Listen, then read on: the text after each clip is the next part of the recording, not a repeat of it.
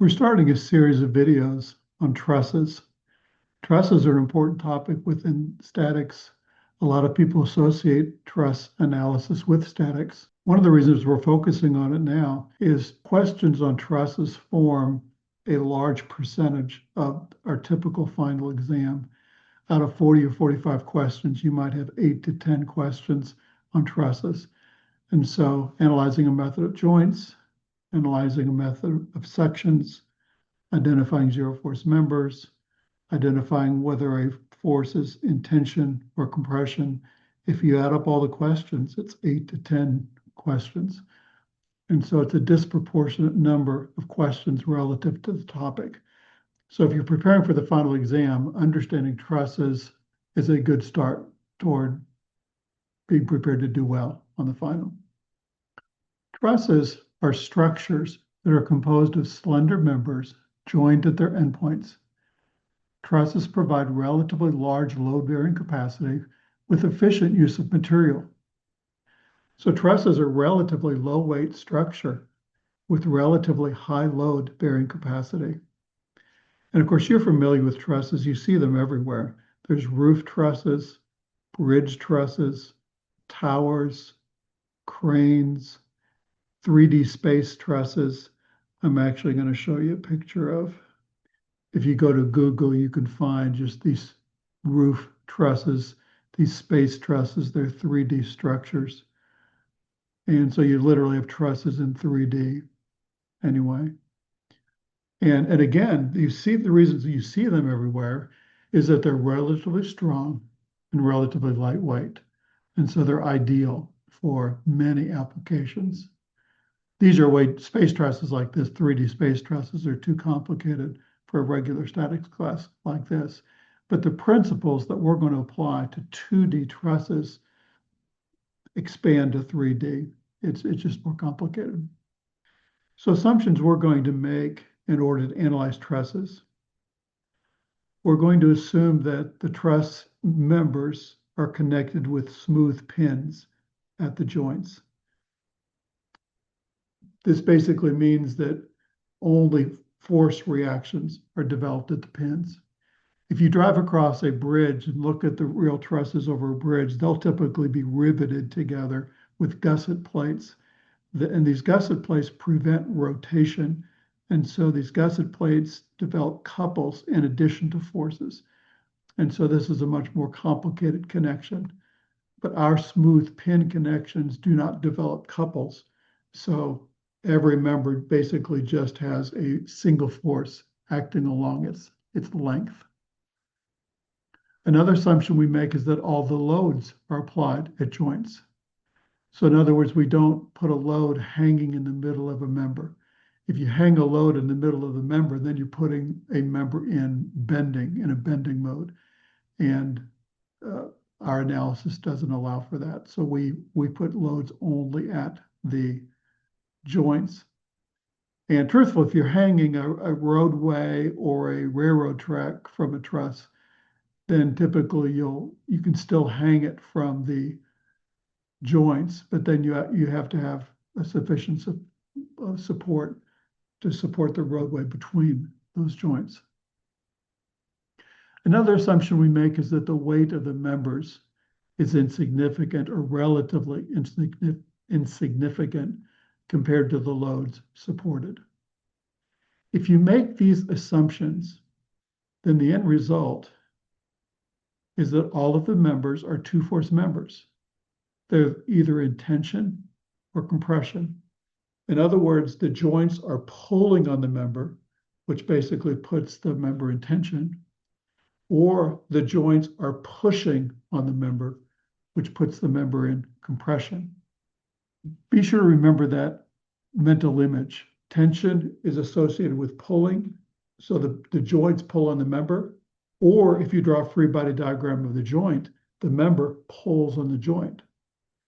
So when we draw a picture of a pin or a joint and draw an arrow coming away from it, pulling on it, then that means that member is in tension pulling on that joint. If a member is in compression, then the joints push on it. Or if you draw a free body diagram of the joint, that member pushes on the joint. So think pushing and pulling. Don't think left, right, up, down. Think push or pull. The simplest element of a truss is a triangle. So a triangular shape is inherently stable. If you basically create a four-membered frame without a diagonal, that four-member frame is going to want to pivot, and then it's unstable. But if you add a single diagonal to that frame, you basically make it stable. And so those repeating triangles are a feature of trusses. One more thing I'll say about trusses. So the word truss literally means to tie up.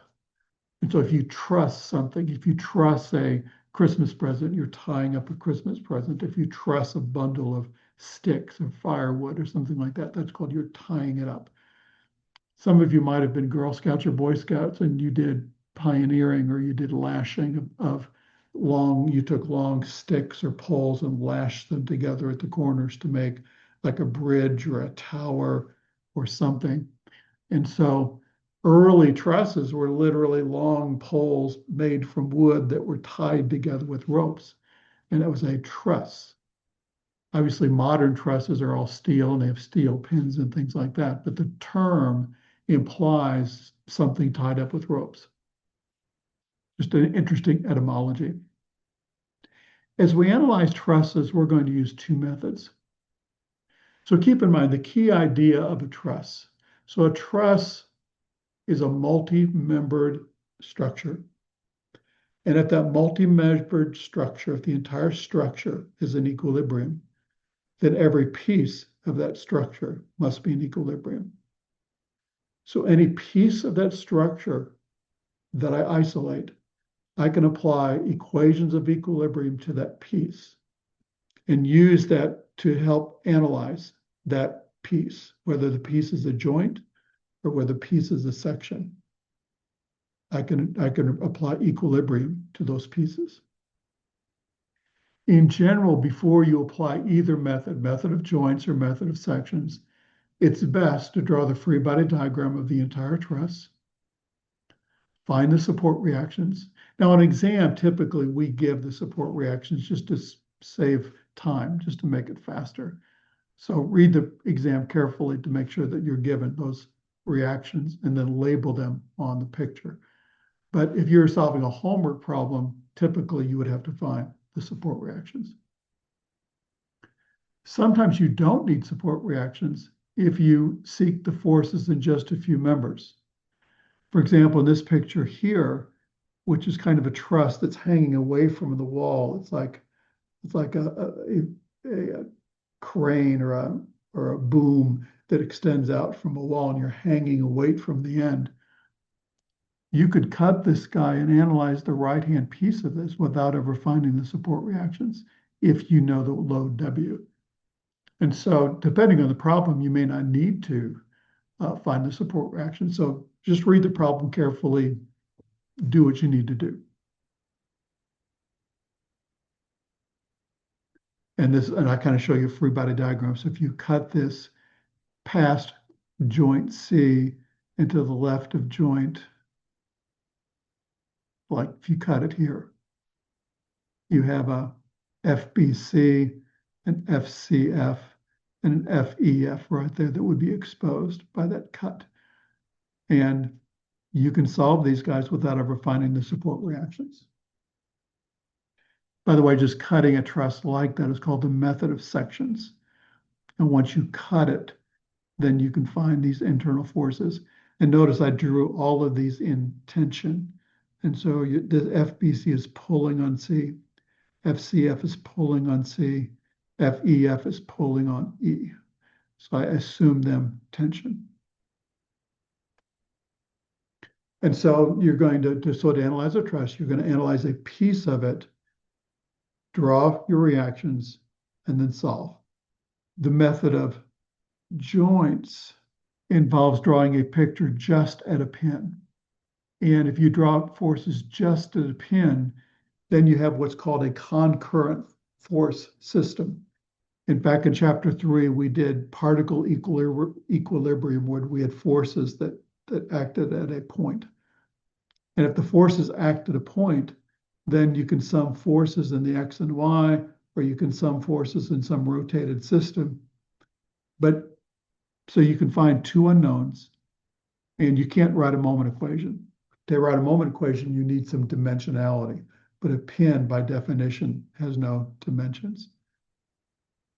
So once you draw that pin, you draw your unknowns, you draw any loads or supports that are known, and then you have a concurrent force system that you can solve for.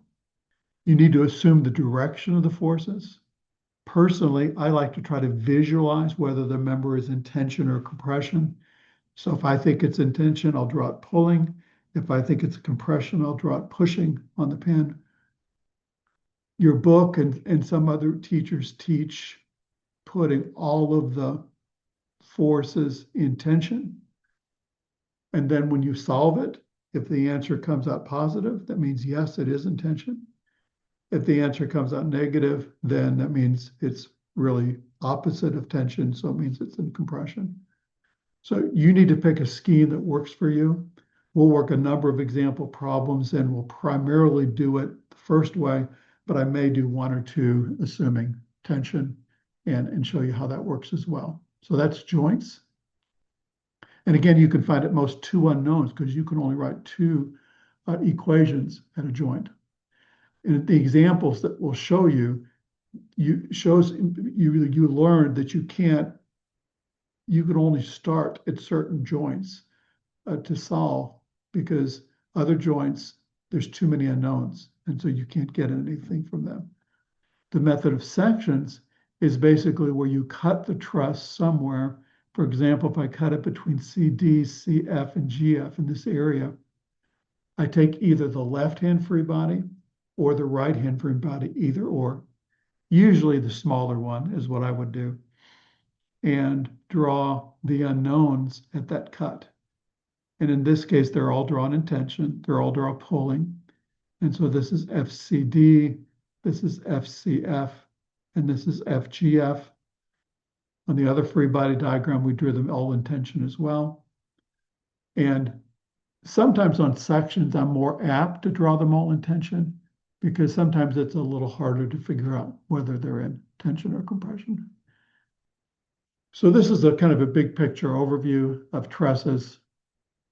We'll continue with other videos.